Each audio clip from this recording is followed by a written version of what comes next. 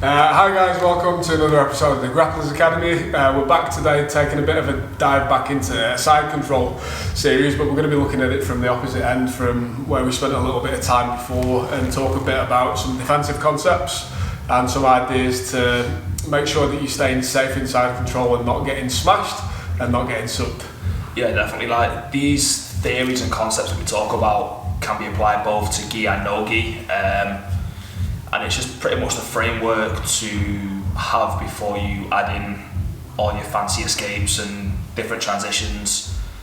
And framework's probably a appropriate word because it's all about the frames, isn't it? It's the framework of jiu-jitsu. And like we've talked about a lot before as well, one of the most basic concepts of jiu-jitsu is having space and trying to take space away. Like we've talked about before, from side control, it's a really good position from top to put a lot of pressure down on your opponent and make it uncomfortable for them to be in that position. With the frames that we're going to talk about a little bit today, it's going to give you some of that space back. And when we're talking about defending, we're pretty much always trying to talk about creating space to move your hips away from your opponent and then start bringing in your re-guarding and sweeps and this sort of thing from there. So the frame is the first thing. It gives you the opportunity to make the space, create the space and take the pressure off you.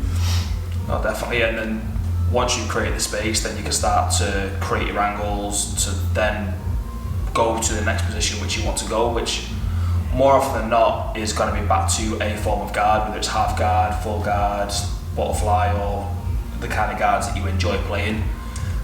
So what you'll find a lot from the top as well is the guy want to put some really heavy cross face pressure in on you with the shoulder. So if side's underneath on side control there, and I've managed to come past the guard and get to a really strong tight side control, I'm going to want to drag this shoulder into his face here for a second and make that as uncomfortable as possible. If the guy on the bottom's got no frames in and his hands are just by the side, this is a pretty terrible position for him, especially if, like we've talked about in previous videos, the importance of having the elbow past the hip here. It allows me to bring my weight in more and put more pressure on him. And then if this hand is round the back, the traditional position that you see when you say get into side control position and start drilling from there, is it's like a double bear hug sort of thing position, isn't it? Which is terrible for the person on the bottom. This is a really unfair position to start off in because I can just put all my weight down and put all my pressure down into him. So the first things that we need to start looking at doing really there is creating the frames, one on the hip and then two across the shoulder to start trying to frame and brace me away. So the first things that, and it's going to kind of happen in the transitions as well, because if we get to here, it's going to be a little bit difficult to start getting the frames in from that position. So would you say that the hip is the more priority or the one on the face is the more priority for the position on there? For me, I always find once I'm defending from that position, I need to get that pressure off the hip first. So for me, I'm always going for like a big bridge in, getting that inside elbow back, and then I'm coming across the face to get my frames underneath the chest and shoulders, and then underneath the hip as well.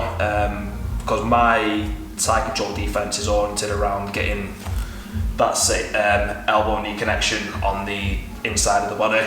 Which all comes off the initial idea of creating the frame to make the space to bring the knee in. Exactly that. So if we're there and I've got you from a side control position with the pressure in on the top, and I'm creating good pressure in here first, what's the first thing that you're going to do from there to try and make that space? So normally from here, I'm going to bridge and turn into bond here. So as I'm doing that, I'm not just going to try and do a body bridge because I'm not going to create as much space. I'm going to use my second hand to send the head over Bond's hip as well. So I'm going to turn and bridge in.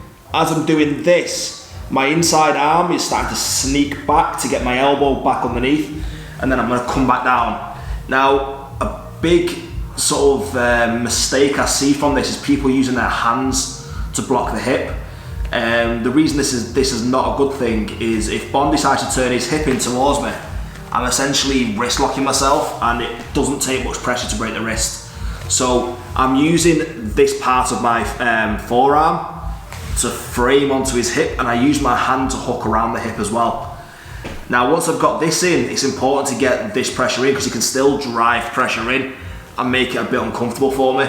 So I'm going to do the same kind of bridge again where I'm bridging up and over, but rather than going over the top where he's going to head and arm me, once I've created the space, I'm going to windshield wiper over the face, grab this shoulder here, and then have my elbow at the opposite shoulder there. So once we're here, I'm in a good position now to start trying to escape.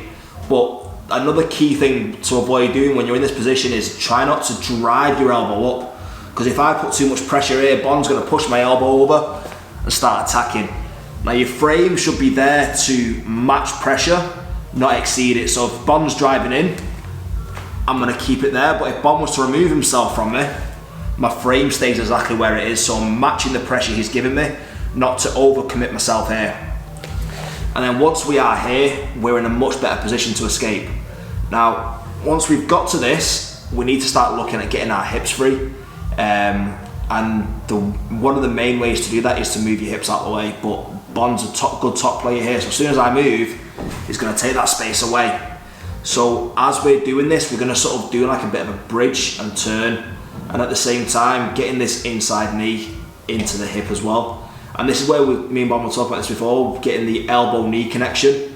So I'm bridging and turning, and I'm pulling myself in here to get this elbow knee connection. So if Bond sort of moves away there for me, you can sort of see the frame I'm creating. And as the top player, it's very frustrating because then you're kind of like on a second floor, and it's very difficult to drive that pressure in. Should we show from this side? Yeah.